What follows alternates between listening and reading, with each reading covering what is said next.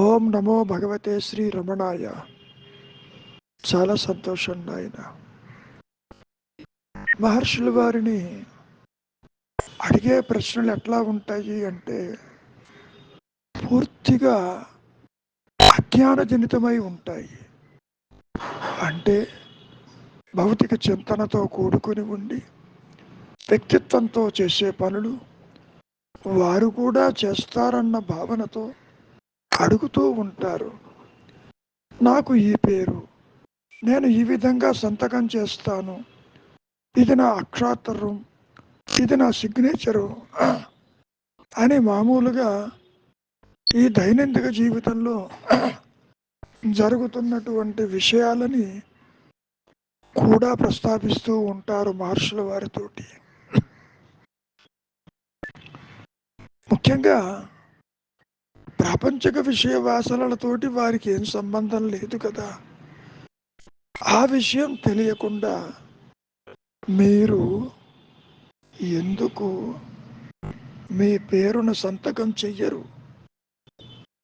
చాలా విచిత్రంగా ఉంటుంది.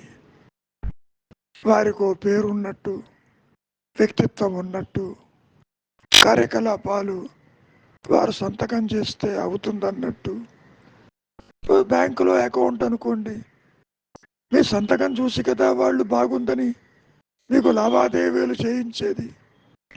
ఆ దృష్టికోణంలో పరిశీలిస్తారు, చూస్తారు. వారిని దర్శించటానికి వచ్చిన వాళ్ళు మరి ఇటువంటి ప్రశ్నలే వేస్తూ ఉంటారు. నిజానికి ఏ పేరు తెలియవలే? పేరు దేనికి ఉన్నది? నేను ఇక్కడికి చేరింది మొదలు అప్పటి నుంచి నాకు ఈ జనులు నాకెన్నో పేర్లిడినారు. ఒకవేళ నేను ఒక పేరుతో సంతకం పెట్టానే అనుకో, అది వారు గుర్తించే స్థితిలో ఉండరు కదా. కారణం, వ్యక్తిత్వము తల ఎత్తనటువంటి స్థితిలో ఏ విధంగా సంతకం చెయ్యాలి నేను? ఒకవేళ ఆ సంతకాన్ని నీవు ఎవరికైనా చూపినా ఇది నాది కాదనే అంటారు. అంతవరకు దేనికి? తాను ఇల్లు వదిలి బయటకు వచ్చే సందర్భంలో చీటీ మీద ఏం రాశారో తెలుసు కదా మీ అందరికీ. నా గురించి మీరు అనవసరంగా డబ్బులు ఖర్చు పెట్టి వెతకవలసిన పని లేదు. అదిగో అరుణాచలేశ్వరుడి ఆజ్ఞ ప్రకారము నేను వెళుతున్నాను. ఇదిగో ఈ చీటీ మీద ఇంత తీసుకున్నాను అంటూ 2 గీతలు పెట్టారే తప్ప తన ఉనికిని అక్కడ ప్రదర్శించే ప్రయత్నం చెయ్యలేదు. అప్పుడు చెయ్యలేదు, ఇంకెప్పుడూ చెయ్యలేదు. అంటే దాని అర్థం ఏమిటి? తనకు ఈ దేహము, ఈ మనస్సు, ఈ వ్యవహారంతో ఎటువంటి గుర్తింపు లేని స్థితిలో ఉన్నప్పుడు ఏం సంతకం చెయ్యాలి? ఏ పేరును చెయ్యాలి? పేరు అసలు ఒకటి ఉంటే కదా, లేని దానికి పేరేమిటి? సరే, ఇవన్నీ మనం ఇక్కడ ఎన్నిసార్లు చెప్పుకున్నా దాని పర్యవసానం మూలము తెలియని కారణం చేత ప్రతి ఒక్కరూ మాయలో తాము వ్యక్తులమని, తనకొక ఐడెంటిటీ ఉన్నదని, డేట్ ఆఫ్ బర్త్ ఉన్నదని, గుర్తింపు ఉన్నదని, ఆ గుర్తింపుతోటి, ఆ దేహాత్మ బుద్ధితోటి వారు సంతకాలు చేస్తూ ఎన్నో డాక్యుమెంట్స్ని తయారు చేసుకుంటారు. చేసుకొని ఎవరు ఆపగలరు? ఈ సందర్భంలోనే ఇంకో విచిత్రమైనటువంటి మాటని అడుగుతున్నారు మహర్షుల వారిని. మీరు ధనాన్ని ఎందుకు తీసుకోరు? కానుకలను కానీ ముట్టరు. కారణం ఏంటి? దానికి మహర్షుల వారు ఇక్కడికి వచ్చేవాళ్ళు అప్పుడప్పుడు ఫలాలు తీసుకొస్తుంటారు. ఫలం నేను తింటాను కాబట్టి తీసుకుంటాను. మరి ధనం నేనేం చేసుకుంటాను? దాంతో ఏం చెయ్యాలో నాకు తెలియదు. ఇది అనవసరం. నాకు ధనంతో నాకు పని లేదు. నా చేతిలో వాళ్ళు ఉంచుతారు, నేను వాటిని సాకుతాను. నిజానికి ఇంకా అడుగుతున్నారు, ధనం ఎందుకు తీసుకోరని. అదే చెబుతున్నాడు, నేను ఈ ధనాన్ని డబ్బుని తినలేను కదా, దానితో నేనేం చెయ్యను. ఏం చేయవలనో తెలియక దానిని ఎందుకు గ్రహించాలి? కోరికలు, బంధాలు, రాగద్వేషాలు ఉన్న సామాన్యులకి అది అవసరం ఉంటుందేమో తప్ప నాకే అవసరం లేదు. ఇక్కడ పరిమితమైనటువంటి జీవాత్మ భావన చూచేవారికి ఉన్నట్టుగా కనపడుతుంది, కానీ అక్కడ మాత్రం జ్ఞానమే ప్రకాశిస్తూ ఉంటుంది. మహర్షుల వారి ఉనికి ఎరుక మాత్రమే. దేహాదులతోటి, వ్యక్తిత్వంతో, భౌతికమైన చింతనతోటి అది ఎన్నడూ కూడా కూడి ఉండదు. ముఖ్యంగా ఎన్ని రకాలుగా మనం చెప్పుకున్నా ఇక్కడ ఎందరో వస్తూ ఉంటారు, పోతూ ఉంటారు. వారిని గురించి మీరు ఏమనుకుంటారు అన్నప్పుడు ముఖ్యంగా ఎందుకు వస్తారు, ఎందుకు వెళతారు నాకైతే తెలియదు. ఎవరు వచ్చినా ఉండమని చెప్పను, వెళ్ళమని చెప్పను. ఒకవేళ వారు అంతకాలం ఉండినప్పటికీ నాకే అభ్యంతరం ఉంటుంది. ఒకవేళ నాకు నచ్చకపోతే నేనే దూరంగా వెళ్ళిపోతాను. అంతేకాని మీరు ఎందుకు వచ్చారని కానీ, ఎందుకు ఉంటున్నారని కానీ, ఎందుకు పోతున్నారని కానీ అది నాకు అవసరం లేదు కదా. ఇంకా అడుగుతూనే ఉండేవాళ్ళు ప్రశ్నలుగా అంతే ఉంటుంది. గతంలో కూడా ఒక న్యాయవాది భక్తులొకరు భగవాన్ని అడిగారు, గతంలో ఇక్కడికి వచ్చి కమిషన్ వారు విచారణతో మీకు ఎంతో శ్రమ కలిగించారు కదా అన్నప్పుడు, నాకేమి శ్రమ? నేనెన్నడూ నా మనస్సును ఉపయోగించలేదు, నాకు ఏ శ్రమ లేదు. వారు ఎన్ని ఏళ్ళు పరీక్షించినా నాకు అభ్యంతరం ఏముంటుంది? ఇక్కడ అభ్యంతరం చెప్పేవాడు ఒకడు ఉండాలిగా. అటువంటి వాడెవడు తల ఎత్తనప్పుడు నాకేం అభ్యంతరం?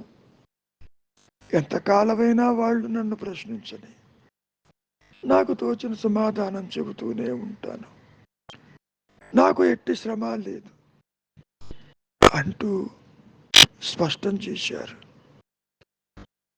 ముఖ్యంగా ప్రశ్నలు అడిగేవారు వారి వారి మానసిక స్థితిని బట్టి మహర్షి కూడా అదే రకంగా ఉంటారన్న భావన సామాన్యంగా కలిగి ఉంటారు.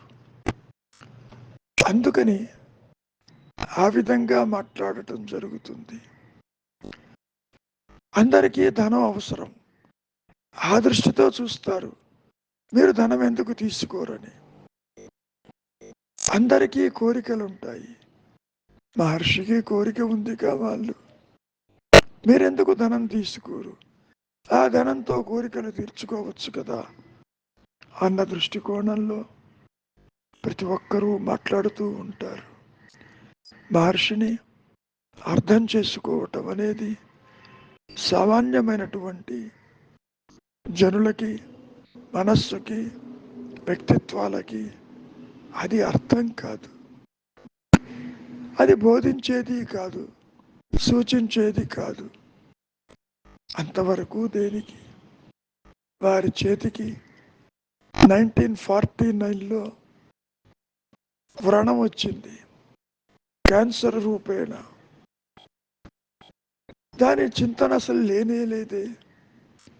ఉంటే ఉందిలే ఒక పక్కన, అది నన్నేం చేస్తుంది, నాకు దానికి ఎట్టి సంబంధము లేదు. అప్పుడు డాక్టర్లు పరీక్షించడానికి వచ్చిన వాళ్ళు ఇది చాలా బాధాకరము, హైలీ పెయిన్ఫుల్ అని చెప్పినప్పటికీ అటువంటిది ఏదీ లేదు.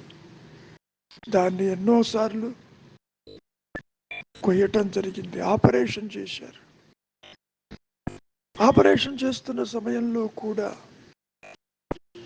ఎనస్థీషియా ఇవ్వటానికి ప్రయత్నం చేసినప్పుడు అటువంటిది ఏదీ అక్కర్లేదు, మీ పని మీరు కానివ్వండి, నాకు ఏ ఇబ్బంది లేదని చెప్పినటువంటి మహనీయుడు రమణ మహర్షుల వారు. అట్టి స్థితిని మనం ఊహించలేము. ఈ మాయలో కారణం కాలికి చిన్న దెబ్బ తగిలితేనే అయ్యో ఏమైపోతుందో, సెప్టిక్ అవుతుందేమో, కాలు తీయాల్సి వస్తుందేమో అంటూ పరిగెత్తుతూ దానికి చికిత్స చేసుకోవటానికి వ్యయ ప్రశాసనకు వచ్చి పరిగెడుతున్నారు కదా ఈ జనులు. మరి ఏ విధంగా అర్థం చేసుకోగలరు మహర్షి యొక్క స్థితిని? అది ఇంపాసిబుల్. మనస్సుకు అందదు, బుద్ధికి అందదు, ద్వైతానికి అందదు, అవస్థకు అందదు. అద్వైత సిద్ధంటే అదేనేమో అని అనుకుంటారే తప్ప ఆ సిద్ధిని మరి ఈ మనస్సుతో ఏ విధంగా గ్రహించగలరు? ప్రశ్నలు ఎన్నో వేస్తూ ఉంటారు, అన్నిటికీ సమాధానం దొరుకుతూనే ఉంటుంది. కానీ ఎక్కడో ఒక తృప్తి అనేది ఉండదు. ఎన్ని ప్రశ్నలకి సమాధానాలు చెప్పినప్పటికీ ఇంకా ఏదో తెలుసుకోవాలని, ఇంకా ఏదో పొందాలని అనుకుంటూ ఉంటారు. ఈ సందర్భంలో మహర్షులు వారు ఒక విషయాన్ని చాలా స్పష్టం చేశారు. నీతో కలిపి నీవు చూస్తున్నది అసత్యమని గుర్తించు. ఇది పూర్తిగా స్వప్నతుల్యము. నేనంటున్నావే, ఆ నేను నీ సహజత్వము, ఆ ఎరుక నీ సహజత్వము. అదే మౌనము.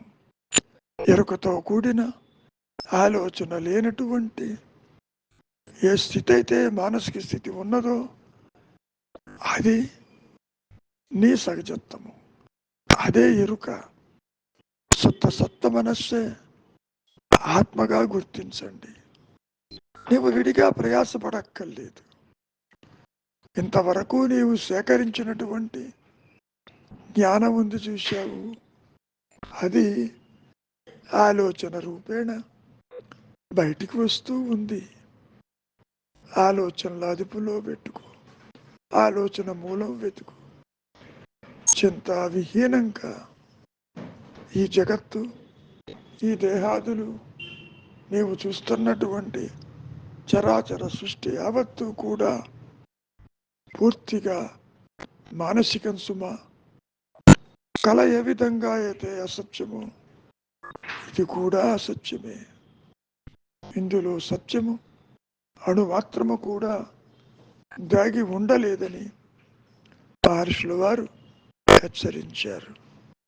వారు ఎన్ని చెప్పినా సామాన్యుడి జీవితంలో మార్పు అనేది లేకుండా ఎక్కడ వేసిన గొంగళి అక్కడే ఉన్న రైతులు ఈ దృక్పథాలు, ఈ బంధాలు, ఈ రాగద్వేషాలు అవి అదృశ్యమైతే కదా, అవిచారం వల్లనే జీవుడికి దుఃఖం కలుగుతుంది, తలపుల వల్లనే దుఃఖం కలుగుతుంది.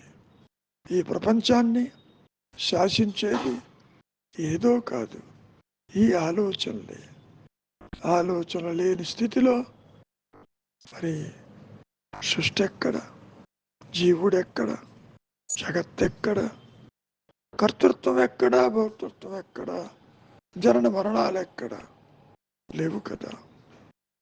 కనుక మౌనమే నీ సహజత్వము, మౌనమే నీ ఉనికి, మౌనమే ఉన్న సత్యము.